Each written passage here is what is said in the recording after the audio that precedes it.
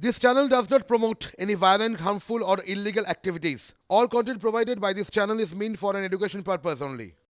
নমস্কার, TV9 বাংলায় সকলকে স্বাগত। আমি লিমা, শুরু করছি স্পেশাল 9 ড্রোন। আমার মনে হয় আগামী দিনে অনেক সমস্যার সমাধানের ত্রাতা হয়ে উঠবে এই উড়ন্ত বস্তুটি।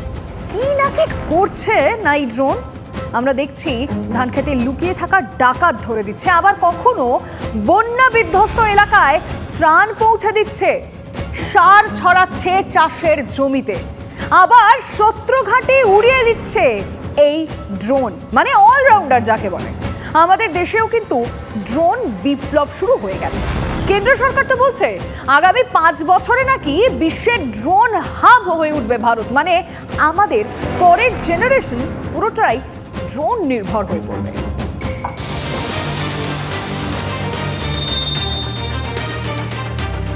প্রাকৃতিক দুর্যোগের সময় উদ্ধার কাজ চালানোর জন্য হোক কিংবা সন্ত্রাস দমন, অথবা যে কোনো নজরদারি কিংবা ওষুধ খাবার পৌঁছানো, যত দিন যাচ্ছে ক্রমশ গুরুত্বপূর্ণ হয়ে উঠছে ড্রোন। এর প্রযুক্তিগত ব্যবহারের ওপর ভরসা রাখছে বিশ্বের সমস্ত শক্তিধর দেশ, পিছিয়ে নেই ভারত সরকারও। ড্রোন প্রযুক্তিতে আত্মনির্ভর ভারত। ড্রোন প্রযুক্তিতে ক্রমশ আত্মনির্ভর হয়ে উঠছে ভারত। তার প্রমাণ মিলল গাজিয়াবাদে। 25 এবং 26শে সেপ্টেম্বর হিন্ডন বিমান ঘাঁটিতে ভারত ড্রোন শক্তি 2023 নামে এক প্রদর্শনীর আয়োজন করা হয়েছিল। দেশের 75টি স্টার্টআপ সংস্থার প্রতিনিধিরা হাজির ছিলেন প্রদর্শনীতে। উড়ানো হয় 50টিরও বেশি অত্যাধুনিক ড্রোন। প্রদর্শনীর উদ্বোধন করেন প্রতিরক্ষা মন্ত্রী রাজনাথ সিং। अभी की अगर हम बात करें, युद्ध की बात करें, तो रशिया यूक्रेन में सबसे ज़्यादा जो ड्रोन है उसका इस्तेमाल किया गया है। यूक्रेन ने सबसे ज़्यादा ड्रोन का इस्तेमाल किया है। ऐसे में अगर हम युद्ध की बात करें तो उसको देखते हुए भारत के लिए भी बहुत ज़रूरी हो जाता है कि ड्रोन की शक्ति पर खास तौर से फोकस करें। और यहाँ पर मैंने आपको जैसा बताया कि 75 से ज़्यादा स्टार्टअप कंपनियाँ, जिसमें भारत की कंपनियाँ, विदेशी कंपनियाँ, तमाम तरह की कंपनियाँ इसमें शामिल हैं। आजकल इस तरीके के भी ड्रोन बना रहे हैं कि जो कि सीधे टारगेट को हवा में उड़ते हुए सीधे टारगेट पर अटैक कर सकते हैं, यानी कि जैसे एक एयरक्राफ्ट टारगेट को अटैक करता है वैसे भी अटैक कर सकते हैं। এই প্রদর্শনীতে বিশেষ এক ধরনের মোটর বাইক রাখা হয়েছিল। বিশেষ কম্প্যাক্ট ড্রোন সিস্টেম এই মোটর বাইক করে নিয়ে যাওয়া যাবে। মূলত প্রান্তিক এলাকায় সহজে কিছু পৌঁছে দিতে ব্যবহার করা হবে এটি। প্রধানমন্ত্রীর বক্তব্য, দেশের প্রত্যন্ত মানুষের কাছে এই প্রযুক্তির সুবিধে পৌঁছে দেওয়াই সরকারের লক্ষ্য। সেই লক্ষ্যে ড্রোন ব্যবহারের ক্ষেত্রে ব্যাপক ছাড়ও দেওয়া হয়েছে। हमारे यहाँ मान लिया गया टेक्नोलॉजी एक बड़े रईस लोगों का कारोबार है, सामान्य मानव की जिंदगी में उसका कोई स्थान नहीं है।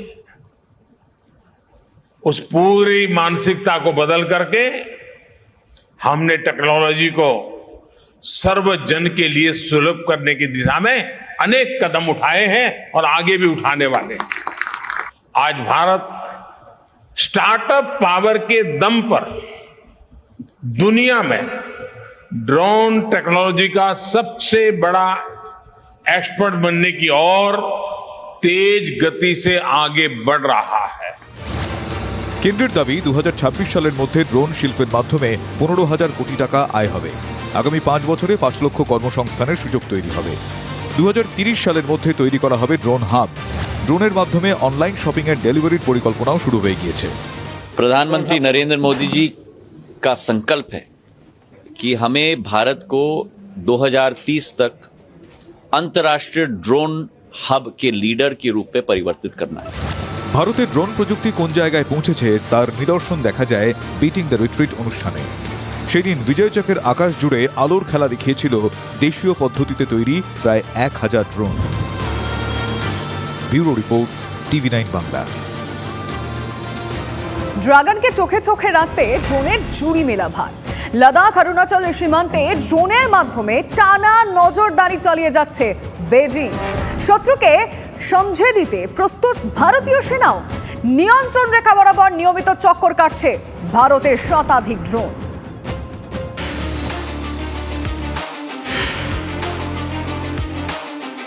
উরি সিনেমায় এভাবেই জঙ্গি ডেরায় ঢুকে পড়েছিল দেশীয় প্রযুক্তিতে তৈরি ড্রোন গরুড়। শুধু ঢুকে পড়াই নয়, জঙ্গি কার্যকলাপের প্রতি মুহূর্তের ছবি পৌঁছে দিয়েছিল ভারতীয় সেনার হাতে। ফলে জঙ্গিদের নিকেশ করা অনেকটাই সহজ হয়ে উঠেছিল।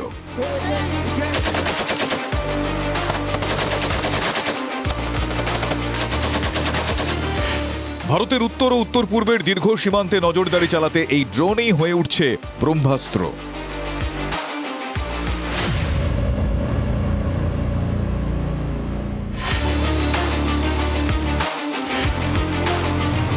পূর্ব লাদাখে ভারতের শক্তির সঙ্গে এঁটে উঠতে না পেরে অরুণাচলের দিকে নতুন করে নজর দিয়েছে বেইজিং। এই অঞ্চলে আধিপত্য বিস্তার করতে মরিয়া তারা। অরুণাচল সীমান্ত ঘেঁষে ওঠানামা করছে চীনের যুদ্ধ বিমান। আকাশ সীমা লঙ্ঘনের অভিযোগ না উঠলেও চীনা ড্রোনকে নজরদারি চালাতে দেখা গিয়েছে।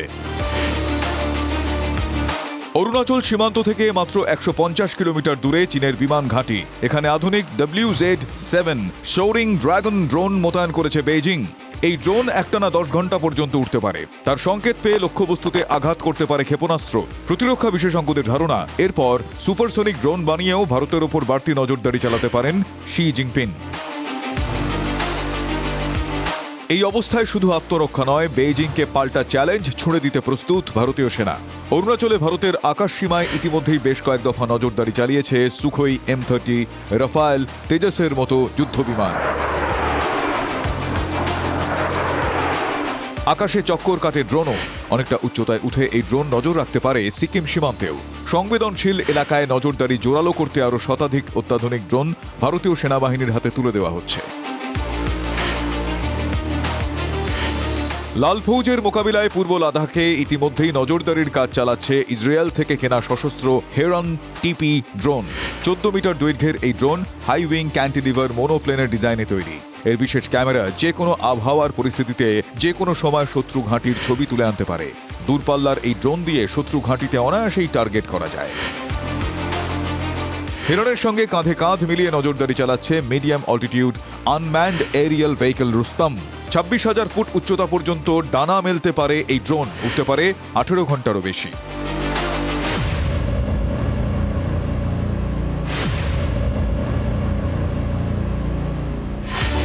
চীন সবসময় মতলব আঁটছে ভারতের জমি কিভাবে দখল করা যায়। পাকিস্তানের ধান্দা অন্য। জঙ্গি কার্যকলাপ, সন্ত্রাসবাদের মাধ্যমে জম্মু কাশ্মীরে অস্থিরতা তৈরি তাদের লক্ষ্য। কখনো বাচ্চাদের টিফিন বক্সে বিস্ফোরক ভরে ড্রোন মারফত ভারতে হামলার ছক কষছে, কখনো ড্রোনে করে ভারতে পাঠাচ্ছে অস্ত্র, মাদক। গত 1 বছরে কাশ্মীর, পাঞ্জাব, রাজস্থানে 10টিরও বেশি পাক ড্রোন উদ্ধার করে বাহিনী। উদ্ধার হয় 70 কোটি টাকার হেরোইন। ইসলামাবাদের এই শয়তানি রুখতেও ভারতীয় সেনার হাতিয়ার হয়ে উঠেছে ড্রোন। জঙ্গিদের অবস্থান বুঝে টার্গেট করা যেমন সহজ হয়েছে, তেমন আইনশৃঙ্খলার অবনতি হলে অঞ্চলভিত্তিক নজরদারি চালাতে সুবিধা হচ্ছে। TV9 বাংলা। ভাবলেন কি এখানেই শেষ? না, আমেরিকা থেকে আসছে 31টি MQ-9 রিপার ড্রোন। এর পোশাকের নাম প্রোডেটর। জুন মাসে আমেরিকা সফরে গিয়ে এই সংক্রান্ত চুক্তি পাকা করে এসেছিলেন প্রধানমন্ত্রী নরেন্দ্র মোদী। বিশ্বের তাবড় জঙ্গিদের ঘরে ঢুকে মেরে এসেছে এই ড্রোন।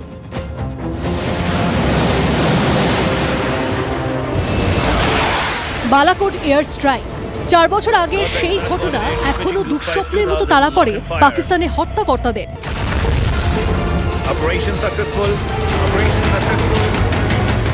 এবার তাদের ঘুম কাটতে চলেছে নরকের আগুন। এক ঢিলে জব্দ হবে বেজিংও।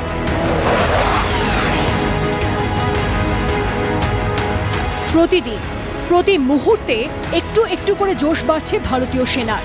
এবার তাদের হাতে আসতে চলেছে আমেরিকার তৈরি অত্যাধুনিক MQ-9 রিপার সিরিজের ড্রোন। প্রতিরক্ষা মন্ত্রক ইতিমধ্যে ড্রোন কেনার অনুমতি দিয়েছে। সূত্রের খবর, 31টি ড্রোন কেনার বিষয়ে চুক্তি হতে চলেছে। সি গার্ডিয়ান এবং স্কাই গার্ডিয়ান এই দুটি মডেল কিনবে ভারত। ড্রোন কিনতে খরচ হবে প্রায় 24,000 কোটি টাকা।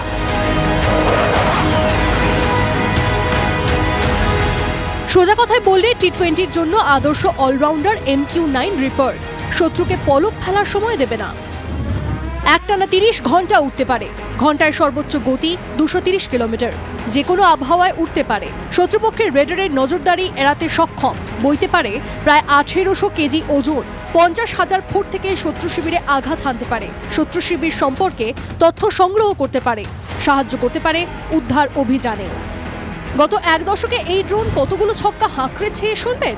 বিশ্বের অন্তত হাফ ডজন শীর্ষ জঙ্গি নেতাকে খতম করেছে। তালিকায় আছে আল কায়দা প্রধান আল জাওয়াহিরি, সিরিয়ার আল কায়দা প্রধান সেলিম আবু আহমেদ, তালিবানের প্রতিষ্ঠাতা মোল্লা মোহাম্মদ ওমর, তেহরিকে তালিবানের পাকিস্তানের নেতা বায়তুল্লাহ মেসউদ, ইরানের জেনারেল কাশেম সোলেমানি। কেন এত শক্তিমান এই ড্রোন? এর ভান্ডারে রয়েছে আকাশ থেকে ভূমি হেলফেয়ার মিসাইল, যাকে বলে নরকের আগুন। এই ক্ষেপণাস্ত্রই ছিন্ন ভিন্ন করে দিয়েছিল জাওয়াহিরিকে। এছাড়াও MQ-9 রিপারে আছে কম পাল্লার আকাশ থেকে আকাশ ক্ষেপণাস্ত্র এবং উচ্চ শক্তির গাইডেড বোমা।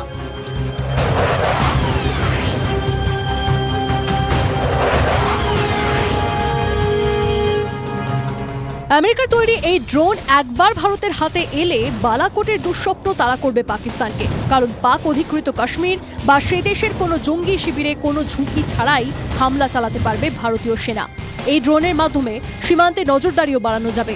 লাদাখ থেকে অরুণাচলে লাল ফৌজের গতিবিধি চলে আসবে ভারতীয় সেনার নাগালে। এই ড্রোন ব্যবহার করে প্রায় 7,500 কিলোমিটার উপকূল রেখা বরাবর নজরদারি চালানো যাবে। ভারত প্রশান্ত মহাসাগরীয় অঞ্চলে চীনা ফৌজের নড়াচড়াও ধরা পড়বে ড্রোনে।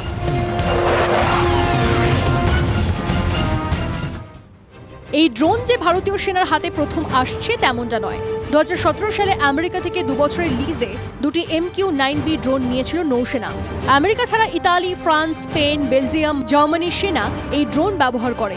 ন্যাটোভুক্ত দেশ না হয়েও ভারতই একমাত্র দেশ যারা MQ-9 রিপার সিরিজের ড্রোন পেতে চলেছে। এখন দেখার নরকের আগুনে কোন জঙ্গি নেতার মৃত্যু অপেক্ষা করছে। ইন্দ্রনাথ দাসের রিপোর্ট, TV9 বাংলা। বিশ্বের সামরিক ইতিহাস ঘাঁটলে দেখা যাবে এক এক যুদ্ধে এক একটি অস্ত্র গেম চেঞ্জার হয়ে উঠেছে। মধ্যযুগে যুদ্ধক্ষেত্রে যেমন বিধ্বংসী অস্ত্র ছিল লং বো, 6 ফুট লম্বা এই ধনুক দিয়েই বাজিমাত করত ইংরেজ তীরন্দাজরা। দ্বিতীয় বিশ্বযুদ্ধে আবার তুরুপের তাস হয়ে উঠেছিল ভারী সাজোয়া গাড়ি। বর্তমান যুগে তো সব দেশের হাতেই ভয়ঙ্কর সব অস্ত্র রয়েছে, তবে তাদের মধ্যে কিন্তু গেম চেঞ্জার হয়ে উঠছে ড্রোনই।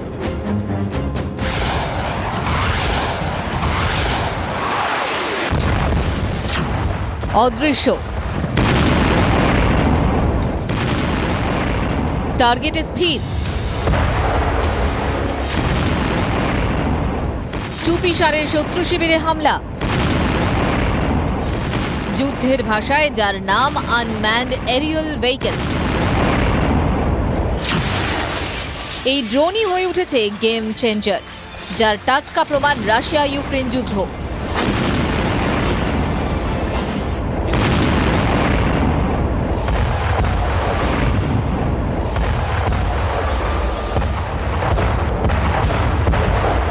সেপ্টেম্বরের শেষ সপ্তাহে ইউক্রেনের ওপর হামলার তীব্রতা বাড়ায় রাশিয়া। ইউক্রেন সেনা সূত্রে খবর, দেশের দক্ষিণের বন্দর শহর ওডেসা ছাড়াও মাইকোলাইভ, কিরোভ ও হার্থ অঞ্চলগুলোকে নিশানা করে রুশ সেনা। রাতভর ড্রোন হামলা চালানো হয়। তাতে কতটা ক্ষয়ক্ষতি হয়েছে তা জানায়নি কিভ। যদিও পাল্টা জবাব দিতে ছাড়েনি ইউক্রেন সেনাও। হামলাকারী 44টি ড্রোনের মধ্যে 34টি ড্রোনই ধ্বংস করে দেওয়া হয়েছে বলে জেলেনস্কি বাহিনীর দাবি। ইউক্রেনের লক্ষ্যবস্তুতে নিয়মিত দূরপাল্লার ড্রোন হামলা চালায় রাশিয়া। সাম্প্রতিক হামলাগুলো তারা চালিয়েছে শস্য ভাণ্ডার ও বন্দর এলাকাগুলিকে টার্গেট করে। এতে ক্ষতি হয়েছে প্রায় 1000 টন খাদ্যশস্যের। ইউক্রেন প্রশাসনের আশঙ্কা, শীতের তীব্র ঠান্ডার সময় শক্তি পরিকাঠামোগুলোতে আক্রমণ করতে পারে রুশ সেনা।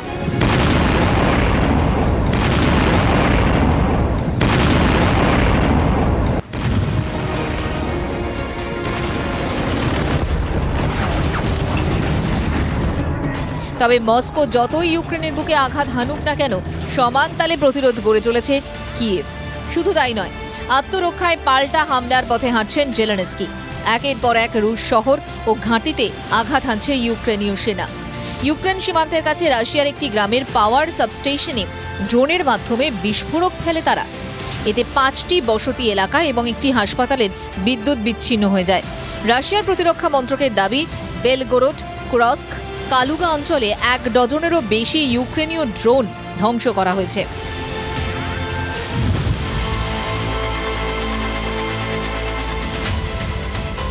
সেপ্টেম্বরের শেষ সপ্তাহে ইরানের রাজধানী তেহরানে এক কুচকাওয়াজ অনুষ্ঠানে সামরিক অস্ত্রের প্রদর্শনী করা হয়। সেখানে দেখানো হয় হাজের, শাহেদ, আর্শ নামে 3টি ড্রোন। ইরানের সামরিক সূত্র বলছে এই ড্রোন একই সঙ্গে কয়েকটি লক্ষ্যবস্তুতে চিহ্নিত করে সেগুলোতে একই সময় আঘাত হানতে সক্ষম। প্রদর্শনীতে হাজির ছিলেন রাশিয়ার প্রতিরক্ষা মন্ত্রী। স্বাভাবিকভাবেই জল্পনা ছড়িয়েছে বেশ কিছু অত্যাধুনিক ড্রোনের সওদা করতে পারেন তিনি। জেলেনস্কির অভিযোগ, তার দেশকে ধ্বংস করতে ইরানের ড্রোন ব্যবহার করে একটি দীর্ঘমেয়াদী অভিযানের পরিকল্পনা করছে রাশিয়া। ইউক্রেনকে অবশ্য TB2 সহ নানাবিধ ড্রোন জুগিয়ে চলেছে পশ্চিমের বেশ কয়েকটি দেশ। Drones can be used for not only offensive but also defensive roles. এবং আমরা দেখেছি যে এখন ইউক্রেনের যুদ্ধে কিংবা আফগানিস্তানে, আজারবাইজান আর্মেনিয়ার যুদ্ধে ড্রোনসের একটা very active role with pin point accuracy. Drones টার্গেটকে ধ্বংস করতে পারছে। দ্য ফিউচার ওয়ারফেয়ারের মধ্যে কিন্তু ড্রোনস একটা ব্রহ্মাস্ত্র, গেম চেঞ্জার বলা হচ্ছে। আগে মূলত আমেরিকা এবং ইসরায়েল যুদ্ধক্ষেত্রে ড্রোন ব্যবহার করত, কিন্তু এখন অনেক দেশ সামরিক ড্রোন ব্যবহার শুরু করেছে। সন্ত্রাস বিরোধী অভিযান সহ বিভিন্ন যুদ্ধে এখন মানববিহীন ড্রোন ব্যবহার অপরিহার্য হয়ে উঠেছে। বর্তমানে 100টিরও বেশি দেশ এবং বিভিন্ন গোষ্ঠীর কাছে ড্রোন রয়েছে। Bureau report, TV9 Bangla.